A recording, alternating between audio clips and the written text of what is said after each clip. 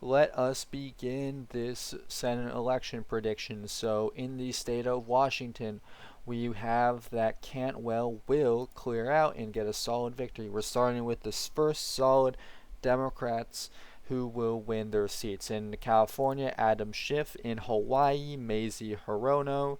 In the state of Minnesota, Klobuchar will win, I believe, by a solid margin. However, there is also the outside chance that Donald Trump carries the ticket and brings it to a likely to lean margin, and that is a possibility. As of the state of the race right now, this is what it's going to look like in the state of Minnesota. In Virginia, it seems that the Democratic incumbent or Democratic choice is going to win by a solid margin against Cal. However, it's also possible that this race tightens in the coming months. And so these Senate races are going to be a lot less easy to predict than the presidential races because there's going to be a lot more variance in polls. There's also going to be those who are going to vote for the president and they're going to vote down ticket. We have a high effect of polarization in this country, so we'll see some differences in between the polls now and what the elections actually suggest. So Virginia could be a closer race, maybe a lean to a likely margin, but we have solid Democrat as of now.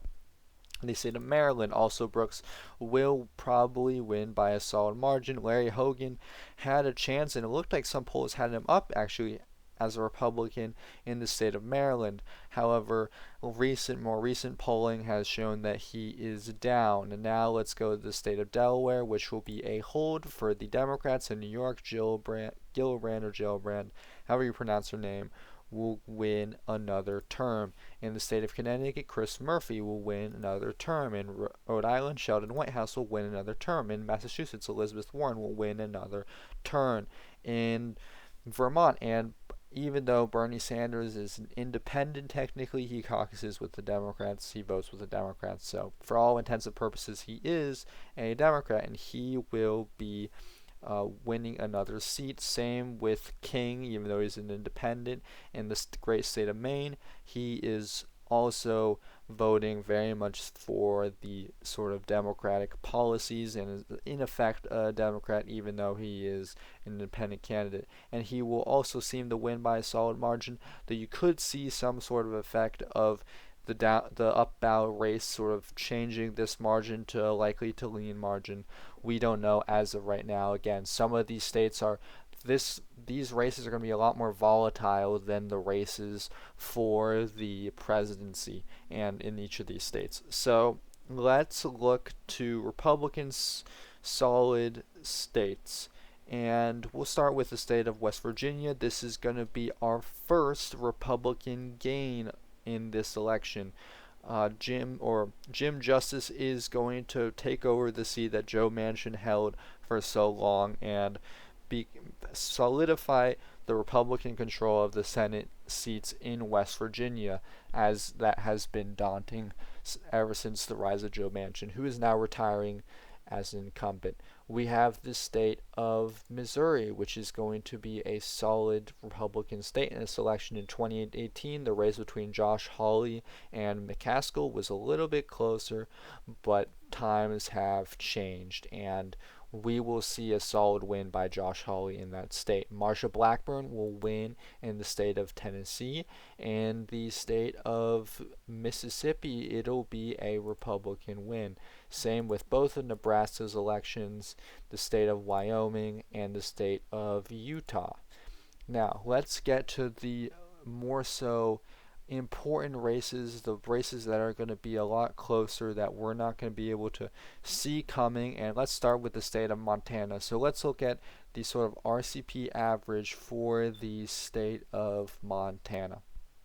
So already we see that from the certain information we have, Sheehy seems to have taken the lead in more recent polling, and that's to be expected.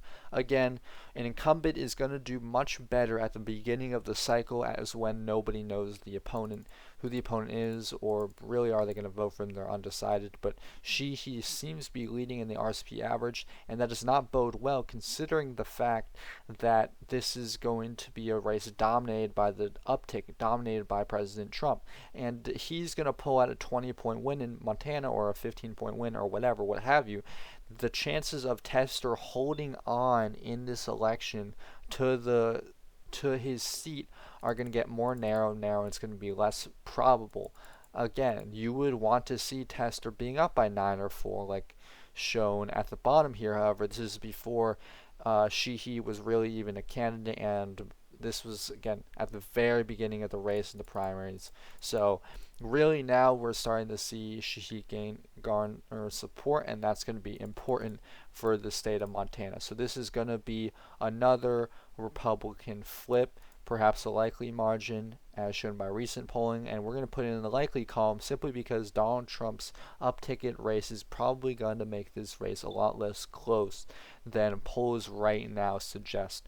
Now let's talk about the state of Nevada. Now it looks like Rosen is winning in the polls by 4 points. Now this is going to be a close race, and we're going to see Donald Trump is obviously going to carry sort of the ticket, and on the up ballot, he's going to be the most important person in this equation. Will Donald Trump pull pull Brown all the way up to the lead? This a 4 point margin would require a likely margin by Donald Trump to do this. Is that necessarily going to happen? Probably not. So we're going to put the state of Nevada in the lean Democratic column, and this race could change. It could shake up. We could see that the Republican candidate in Brown becomes Brown becomes a lot more popular in this race, and we could see something sort of change and this be a flip to the red column. But as of right now, it looks like a Democratic hold. Now let's go to the state of Arizona. We have Gallego holding a 3 point lead in the RCP average, and that is going to be important. However, Arizona seems to might be a much more favorable state for President Trump than Nevada. Maybe less so, but probably more so. And we see that Gallego's lead is a little bit smaller, and we're going to say that because of this league, because also Gallego is of course she's someone of, as people call, a divisive figure, but she also has people who actually voted for her in the state of 2022 and who are probably going to turn out and vote for her again, and this sort of enthusiasm advantage might be kicker combined with Donald Trump at the top of the ticket will change this sort of election. If Trump wins the state of Arizona by 4 or more, I predict him to win, or I predict Lake to win the Senate race, and that's what it looks like is going to happen. So we're going to put Arizona at a lean Republican. Again, on this channel, we do not do tilts. Tilts is weak. They do not show the sort of they're mostly because this could go either way. Well, we're going to tell you what we believe it's going to be, and that's going to be that. Now let's talk about the state of Texas. Cruz versus Allred. Now, the RCP average is Cruz plus 7.6. I don't know if Donald Trump has a better position, but I believe it's about this same thing, a likely margin, and that's probably what it's going to end up as. Again, this race will be less so affected by down ballot effects, and it will most likely be a likely margin for Ted Cruz winning in the state. Much better than how close it was in 2018 against Beto O'Rourke. Now let's go to New Mexico, which is going to be between Domenici and Heinrich. On RCP, they have one poll, which is a Heinrich plus 7. Now, granted, this was in June, which is a month ago, but things could get closer. If Trump does good at the top of the ticket, we're going to have a much more close race. However, do I think that the top of the ticket will carry this election, or do I think that if Domenici starts pulling ahead of Donald Trump, she'll win? However, I don't know if her background is going to win her this election. I believe it'll be, at the end of the day, a lean Democratic race.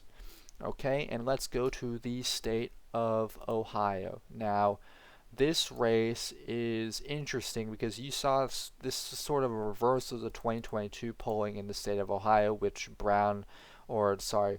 had J.D. Vance elected to the U.S. Senate. In this race, Brown seems to be up by 5 in the polls, and Moreno isn't the greatest candidate. He isn't a J.D. Vance he's certainly not as great as Donald Trump in the state of Ohio. Donald Trump is probably leading by 9 in polls in the state of Ohio. But nevertheless, Trump support in this state, again, when you have an average of 45 for Brown and 40.2 for Moreno, in the average, you're going to probably have room for error for Donald Trump to sweep in and have Moreno eke it out. Will it be pretty? Probably not. Moreno's probably going to do a little bit worse than Donald Trump, but we're going to put this by a lean margin in the state of Ohio. And right here, we have Republicans at 50. This is if Donald Trump wins the White House, we have a VP. This Republicans control the Senate. Let's go to, and we forgot one state. State of Indiana is a solid Republican state. That is totally my bad. But let's go to the state of Florida. Now, in the RCP average, Rick Scott has a 5.7 lead in the state of Florida. Trump is actually probably more popular in the state of Florida than Rick Scott, but nevertheless, like Texas, it really doesn't matter. This is going to be a likely Republican state. Donald Trump's effect would not really help or hurt Rick Scott, and nor will the sort of effect of his own popularity. Let's go to Wisconsin, Hovde and Baldwin. Now, I might have butchered Hovde's name or Hovde. I don't know if Eric Hove, maybe, whatever. Either way, in the Republican Party, Hovde is, it looks like a 5.4 win by Baldwin. This is not what we want to see. Now, of course, he might tighten this. I've heard he's a strong candidate in the state of Wisconsin, and there could be a tighter race. You could see if it gets to something like a Baldwin plus 2 or 3 or something like that in the aggregate for the polls, we'll probably see he could or hope to eke it out and win the race. And if Trump wins by something like 6 or 7, yeah, we'll see something like that. However, will Donald Trump do that? As of right now, I don't predict that. So we're going to give this, again, a lean Democratic state. And look at me, I'm forgetting states. Republican, solid Republican, North Dakota, my bad. That is totally my apology, because that should have been marked a long time ago. And again, Republicans, I guess, won the race then a while back, even before we called Ohio. So that's extraordinary. It looks like, again, we're going to see a very good night in the Senate for Republicans. Now, the House is going to be a little bit different. But again, this 2018 map was sort of the reason why Democrats couldn't win over the Senate in 2020, simply because you had so many states that Democrats had to defend versus Republicans had to gain. And even though, again, it was a blue wave year, you could say, in 2018, a reaction against the incumbent party and the presidency to have midterms sort of differentiate everything, it also was a bad year for that to happen for the Democratic Party. But this year being a presidential election, yeah, it's very good for Republicans so far, and who knows, it might get a little bit better. So let's talk now about the state of Michigan, Slotkin versus Rogers. Now this race seems, again, a little bit more so lopsided for Slotkin's favor, and Trump's effect on the ticket might make this race closer, but I don't think with these numbers, Rogers doesn't have a great chance. Now, could he narrow this lead by election day? Of course, all of these candidates could. The Senate races are going to be more up for grabs than the presidency, and they'll be changed over time. But right now, Slotkin is pulling way ahead of Democrats in the state of Michigan, and it's going to be tough to say, oh well, somehow Rogers is going to be carried by, if Donald Trump's probably going to win the state of Michigan.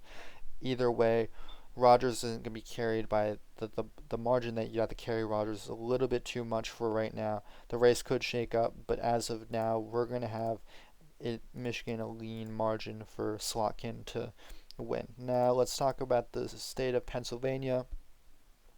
McCormick versus Casey. This is going to be, I believe, for the flip of, or sorry, no, never mind. Pat Toomey was in 2022. This is going to be race that would be the hold the seat in Pennsylvania. And this race is going to be, this race is actually pretty close to a toss-up in my eyes, simply because even though Casey has a big lead in sort of these polls, the thing is Donald Trump is also going to do very well in the state of Pennsylvania, and you're going to have a race that's going to be pretty close for McCormick. Now, if McCormick improves these numbers between now and election day by 3 points or something, yeah, he'll win, and Casey will not hold on. But as of right now, Casey is going to hold on to the seat in Pennsylvania. Now, the final race left is the state of New Jersey. This is going to be a state that is going to be a little bit problematic for Democrats. As we see right now, the uh, polling is sort of in favor of Kim either way, but very close. Again, some within 2 points, 6, 7. Not a margin you want to see in the state of New Jersey. And Menendez might throw in a little hiccup. Who knows what happens with Menendez, but he is the incumbent, but he's running as an independent. I believe there was a corruption scandal, but who knows what sort of drama goes on there, and Bashaw might be able to find some sort of way out. Now, it also depends how good Donald Trump performs in the state of New Jersey. In my presidential video, I had it as a likely margin, but it very well could be that Donald Trump gets close to winning the state of New Jersey or even wins it, which is going to make New Jersey this is going to be a very competitive state that really shouldn't be for Democrats. I'm going to say they win the Senate seat by a lean margin, not a likely margin, simply because of the fact that it looks like this race is going to be a lot more interesting than at first meets the eye. And we can see by the fact that Jack Ciattarelli in 2021 or whatever did very well in the state of New Jersey in the governor's race, that New Jersey and sort of this corridor, again, this election corridor right here is shifting towards the right in a way that we haven't seen in a while.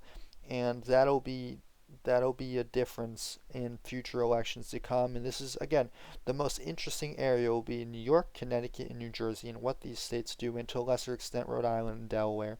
But what these states sort of do in this election, how they look, because